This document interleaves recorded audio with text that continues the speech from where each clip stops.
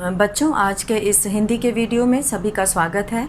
और आज हम लोग हिंदी की पूरक पुस्तक भारत की खोज का 7वें अध्याय के अंतर्गत हम लोग जो पिछले वीडियो में पढ़े थे वो गांधी जी के नेतृत्व में कांग्रेस सक्रिय, इस शीर्षक के अंतर्गत हम लोगों ने पढ़ा था कि कांग्रेस पर गांधी जी का प्रभुत्व था, लेकिन यह खास किस्म का अधिकार था क्योंकि कांग्रेस एक सक्रिय विद्रोही अनेक पक्षीय संगठन था जिसमें तरह तरह की राय होती थी और उसे आसानी से इधर उधर नहीं ले जाया जा सकता था। गांधी जी अक्सर दूसरों की इच्छा के सामने झुक जाते थे और कभी कभी वे अपने विरुद्ध फैसलों को भी स्वीकार कर लेते थे। तो इस तरह से 1920 में नेशनल कांग्रेस ने और काफ़ी हद तक देश ने इस नए रास्ते को अपनाया और ब्रिटिश सरकार के खिलाफ बार बार संघर्ष किया और एक के बाद एक दूसरा सविनय अवज्ञा आंदोलन हुआ और उसके कारण बहुत कष्ट उठाने पड़े। लेकिन इन मुसीबतों को चूँकि खुद आमंत्रित किया गया था, इसलिए उनसे शक्ति ही मिली। और जब सविनय अवज्ञा आंदोलन जारी नहीं था, तब भी भारत में ब्रिटिश सरकारी तंत्र से असहयोग जारी था और उसका आक्रामक चरित्र समाप्त हो गया था। और अब हम लोग उसके आगे पढ़ेंगे अल्पसंख्यकों की समस्या। हम लोग इस शीर्षक के अंतर्गत पढ़ेंगे अल्पसंख्यक यानी कि ऐसे धर्म के लोग जिनकी संख्या कम होती है। अल्पसंख्यकों की समस्या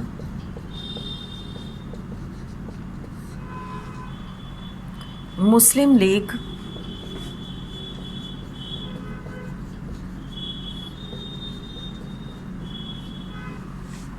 और मोहम्मद अली जिन्ना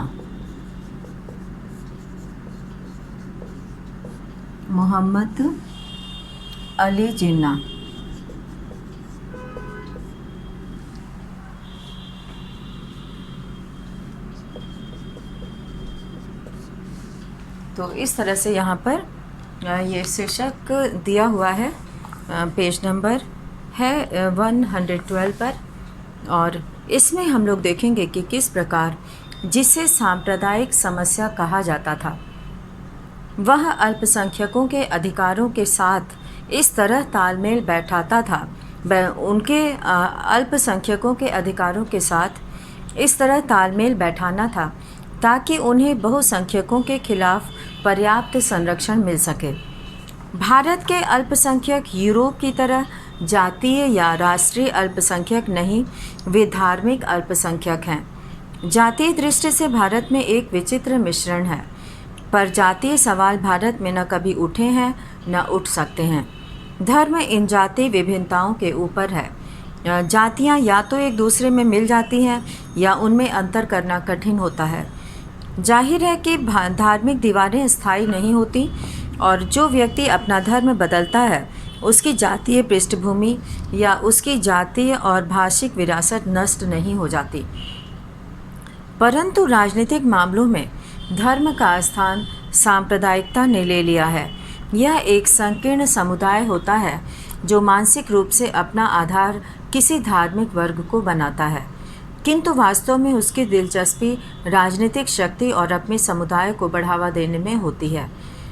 कांग्रेस सांप्रदायिक हल निकालने के लिए उत्सुक और चिंतित थी ताकि प्रगति के मार्ग की रुकावट को दूर किया जा सके।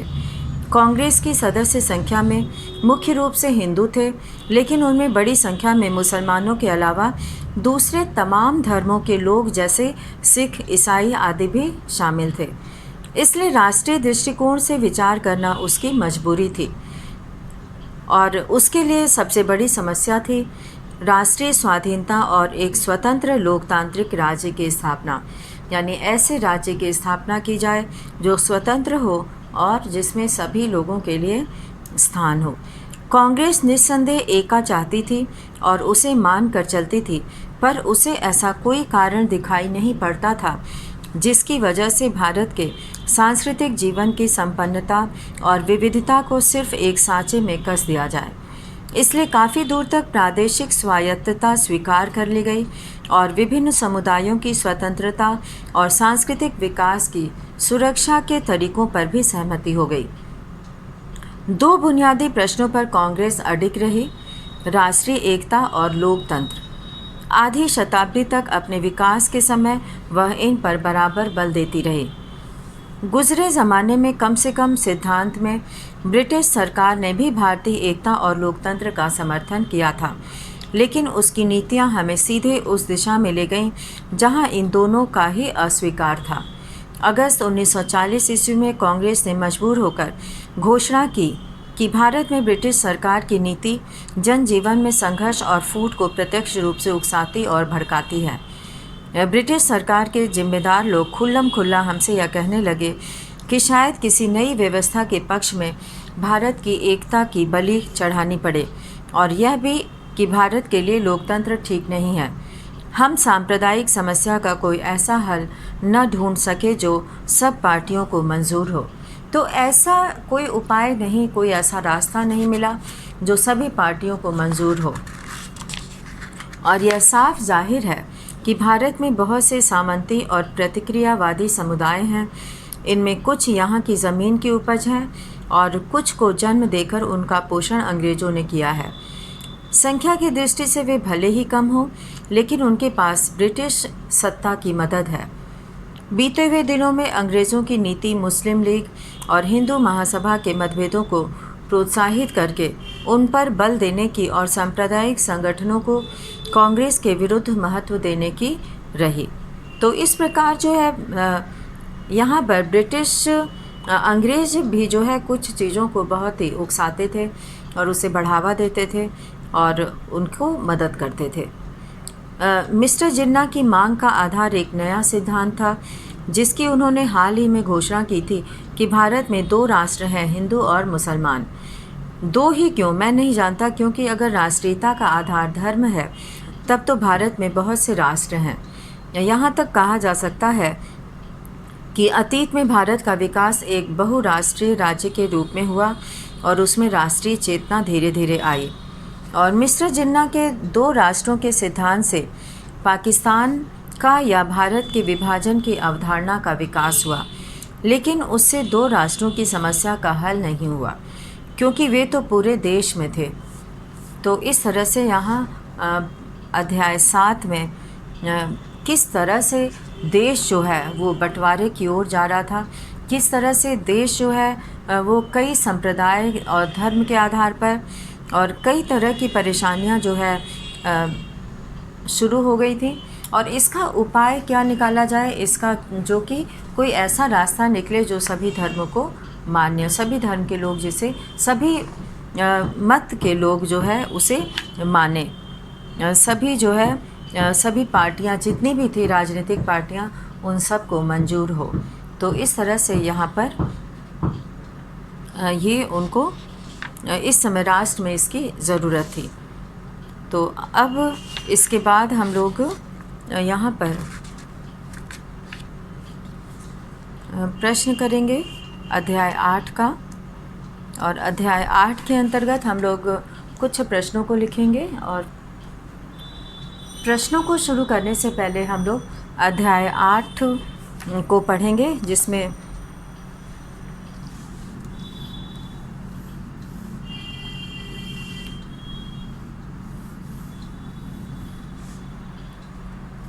अब हम लोग अध्याय 8 पढ़ेंगे और इसके अध्याय 7 के प्रश्नों को बाद में करेंगे। अध्याय 8 है तनाव।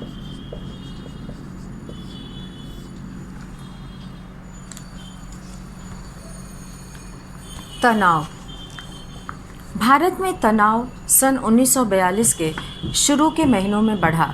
युद्ध का मंच लगातार निकट आता जा रहा था और भारत के शहरों पर हवाई हमलों की संभावना पैदा हो गई थी। जिन पूर्वी देशों में युद्ध जोरों पर था, वहाँ क्या होगा? भारत और इंग्लैंड के संबंधों में क्या नया अंतर आएगा? ये सभी प्रश्न जो है लोगों के सामने आने लगे थे। तो इस तरह से भारत के शहरों पर हवाई हमलों की संभावना पैदा की जा रही थी और भारत और इंग्लैंड के संबंधों में क्या अंतर आएगा ये देखना था। और जो चुनौती थी उनके सामने, भारत छोड़ो प्रस्ताव। चुनौती के अंतर्गत हम लोग पढ़ेंगे भारत छोड़ो प्रस्ताव।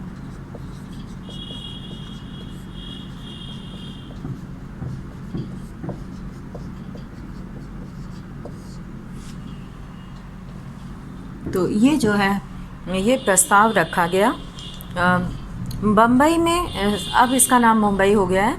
बम्बई में 7 और 8 अगस्त को अखिल भारतीय कांग्रेस कमेटी ने खुली सभा में उस प्रस्ताव पर विचार किया और बहस की जो अब भारत छोड़ो प्रस्ताव नाम से जाना जाता है। तो यहाँ पर जैसा कि चित्र बना है, भारत छोड़ो आंदोलन के दौरान बम्बई में औरतों का एक जुलूस, यहाँ पे औरतों का एक जुलूस निकला है और वह एक लंबा और विशद प्रस्ताव था। विशद मतलब बहुत बड़ा। उसमें अंतरिम सरकार बनाने का सुझाव दिया गया था। ऐसी सरकार जो मिलीजुली हो, जिसमें सभी महत्वपूर्ण वर्गों के लोगों का प्रतिनिधित्व हो और जिसका पहला काम होगा मित्र शक्तियों के सहयोग से भारत की सुरक्षा और अपनी सारी हथियारबंद और अहिंसक शक्तियों के साथ बाहरी हमले को रोकना।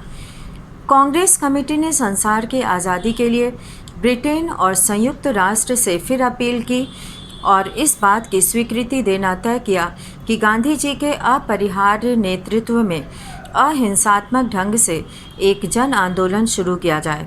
यह स्वीकृति उसी समय लागू होती जब गांधी जी ऐसा निर्णय लेते। अंत में कहा गया कि कमेटी कांग्रेस के लिए शक्ति हासिल करना नहीं चाहती। ताकत जब भी आएगी तो वह भारत की सारी जनता की होगी।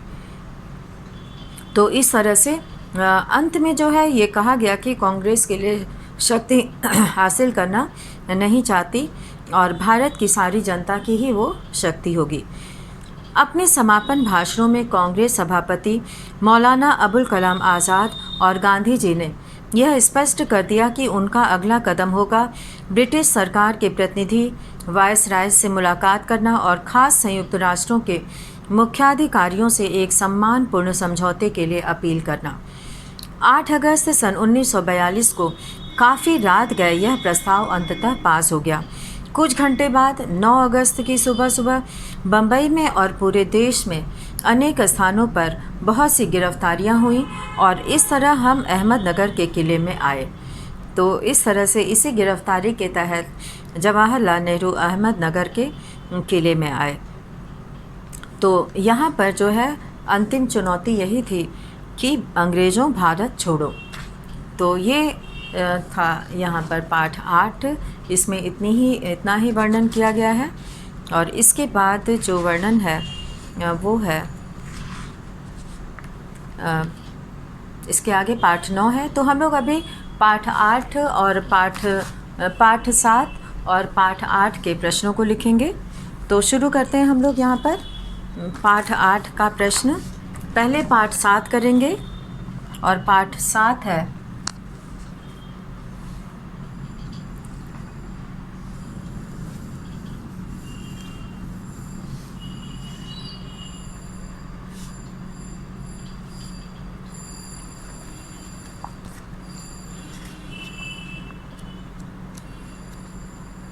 अंतिम दौर 2।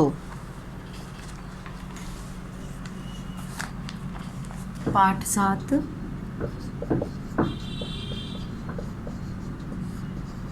अंतिम दौर 2।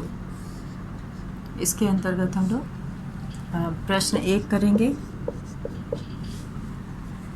कांग्रेस में 2 दल कौन कौन से थे? कांग्रेस में 2 दल कौन कौन से थे?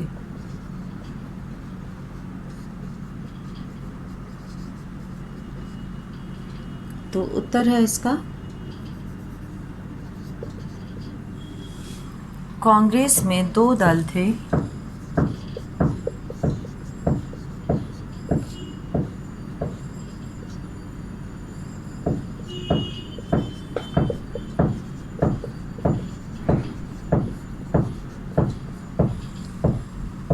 नरम दल और गरम दल।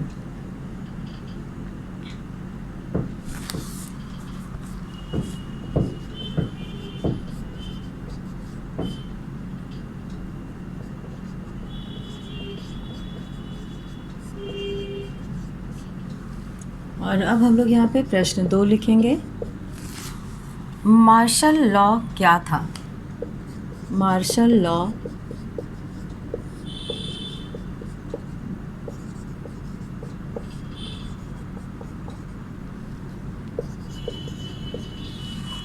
मार्शल लॉ अंग्रेजी सरकार द्वारा बनाया गया।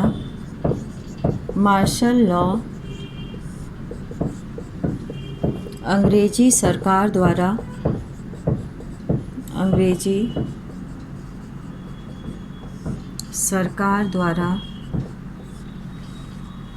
बनाया गया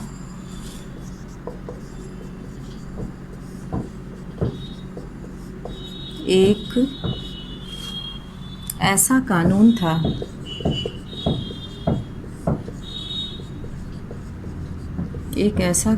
था जिसमें किसी भी व्यक्ति को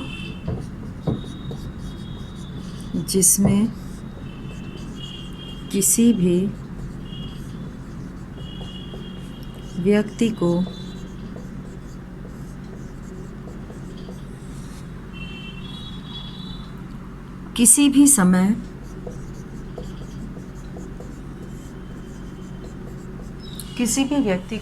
भी समय पुलिस या न्यायालय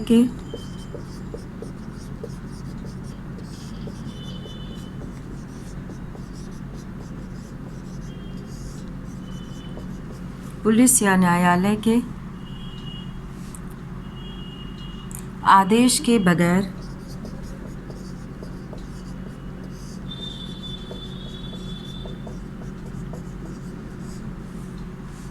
गोली मारी जा सकती थी।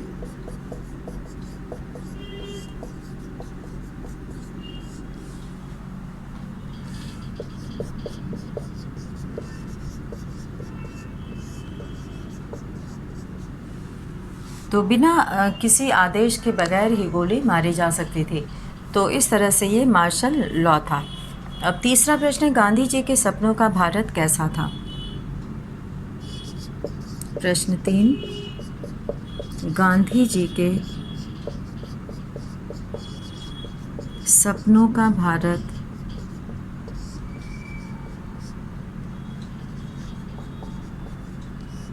कैसा था? प्रश्न लिख के सभी बच्चे इसे लिखेंगे, क्योंकि ये प्रश्न किताब में नहीं दिया हुआ है। तो सभी बच्चे पहले प्रश्न लिखेंगे, फिर उसका उत्तर लिखेंगे। तो यहाँ अब तीसरे प्रश्न का उत्तर हम लोग लिख रहे हैं। गांधी जी ऐसे भारत का निर्माण करना चाहते थे। गांधी जी ऐसे भारत का निर्माण करना चाहते थे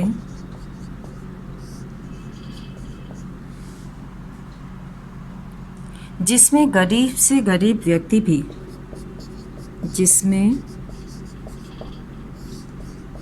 गरीब से गरीब व्यक्ति भी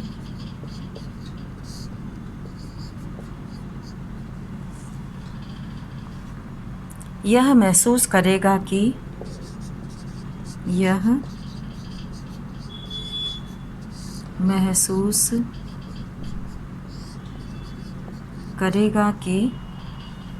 यह उसका अपना देश है।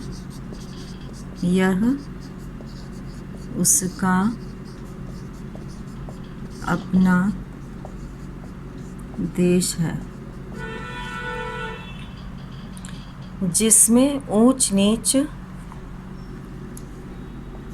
जिसमें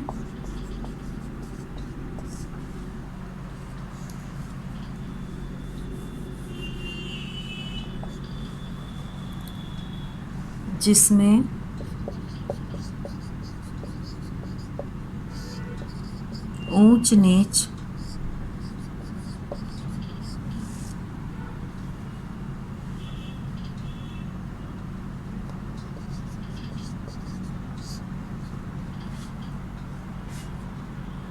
अमीर गरीब का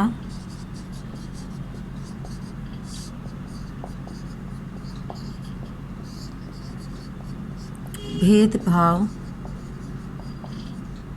ऊंच नीच अमीर गरीब का भेदभाव ना हो, जहाँ छुआछूत ना हो, जहाँ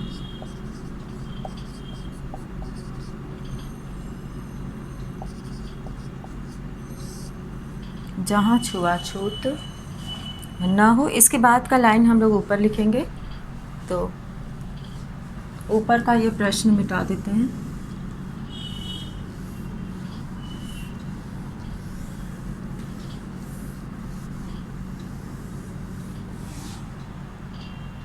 जहाँ छुआछूत न हो, तो उसी के आगे इसको लिखना है, जहाँ स्त्री पुरुष को समान अधिकार हो, जहाँ स्त्री पुरुष को समान अधिकार हो,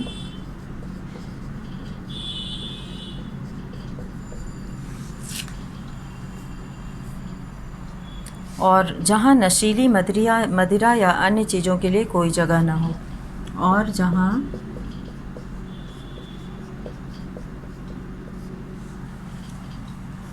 नशीली मदिरा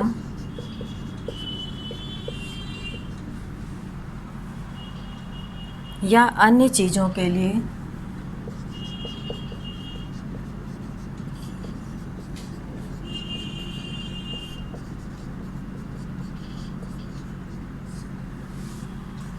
जगह ना हो, कोई जगह ना हो।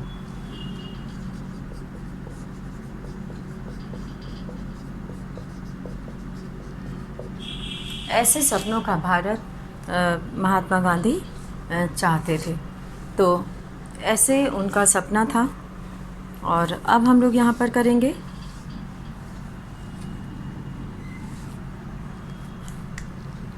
पाठ 8,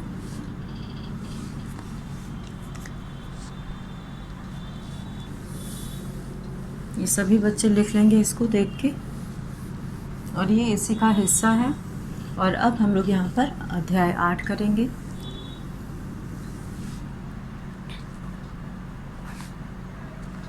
अध्याय 8 चुनौती।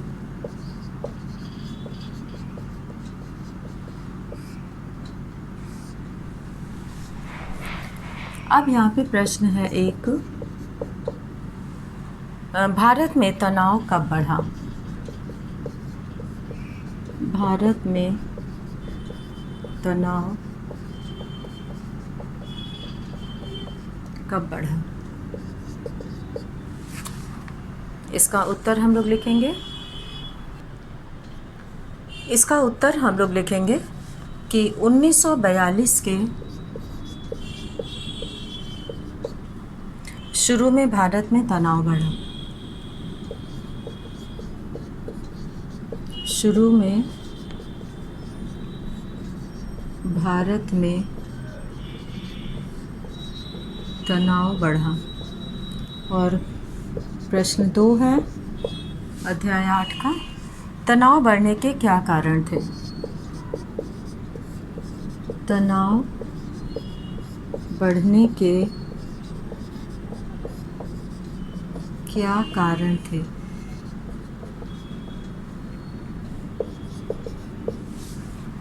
वास्तव में यह समय द्वितीय विश्व युद्ध का था। वास्तव में यह समय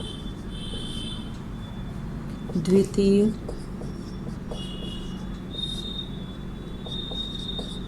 विश्व युद्ध का था।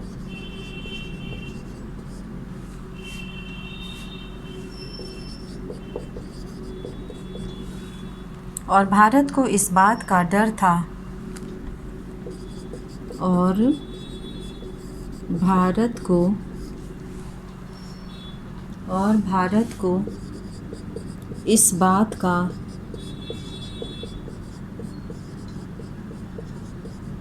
डर था कि कहीं हवाई हमले न हो, कि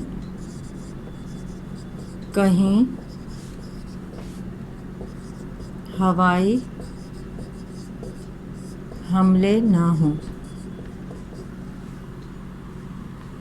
और दूसरा तनाव इस बात का था कि दूसरा तनाव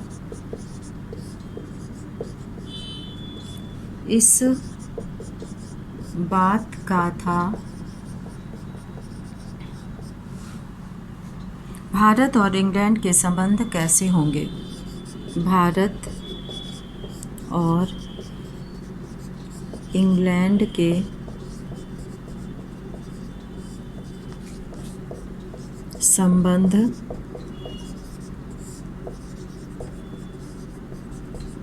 कैसे होंगे। और अब यहाँ पर तीसरा प्रश्न है, प्रश्न 3, भारत छोड़ो प्रस्ताव कब और किसके द्वारा रखा गया। भारत छोड़ो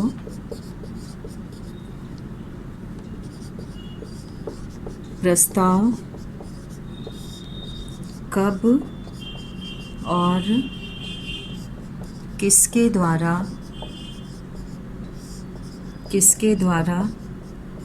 रखा गया।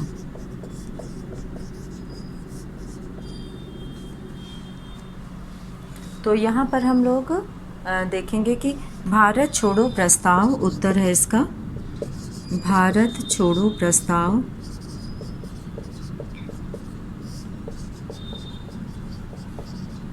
इसको इन्वर्टेड कॉमा में कर देंगे।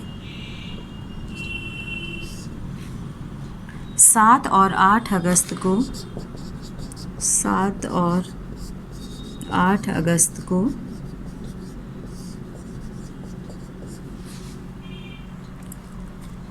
यहाँ पे हम लोग पूरा लिखेंगे 7, इसको लिखेंगे 8।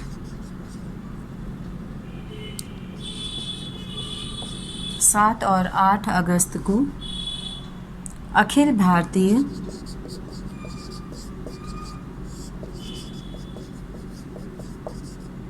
भारतीय कांग्रेस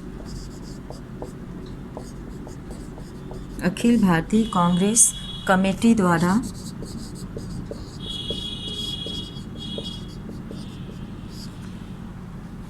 1942 में रखा गया।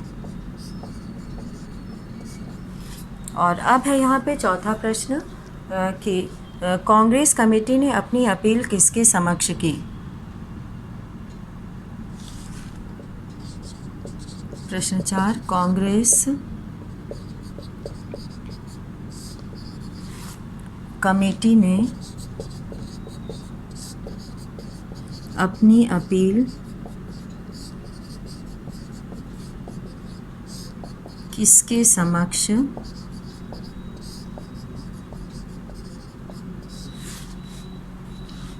की। तो इसका उत्तर हम लोग यहाँ पर लिखेंगे कि कांग्रेस कमेटी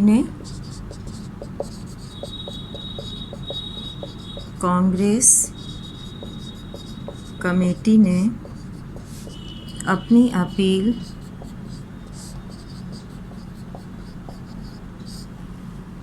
ब्रिटेन और संयुक्त राष्ट्र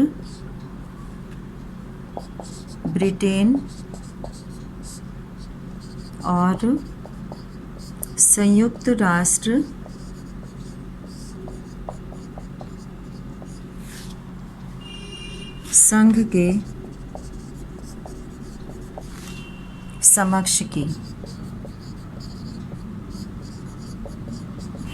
तो इस तरह से आज हम लोगों ने कुछ प्रश्न हम लोगों ने पाठ 7 और कुछ प्रश्न हम लोगों ने पाठ 8 के अंतर्गत किया। तो इस तरह से यहाँ पर हम लोगों ने इन दोनों पाठ की व्याख्या और उसके प्रश्नों को पूरा किया। तो आज इस वीडियो में हम लोग इस दोनों ही पाठ के अंतर्गत हम लोगों ने लिखा प्रश्न, और ये सभी प्रश्न लिख के बच्चे इसे हिंदी की कॉपी में लिखेंगे। पाठ 7 अंतिम दौर और तनाव है ये, पाठ 8 यहाँ पर तनाव है, चुनौती नहीं है बल्कि तनाव है। यहाँ पर तनाव होना चाहिए। तो तनाव यहाँ पे इसी पर 2 प्रश्न हैं।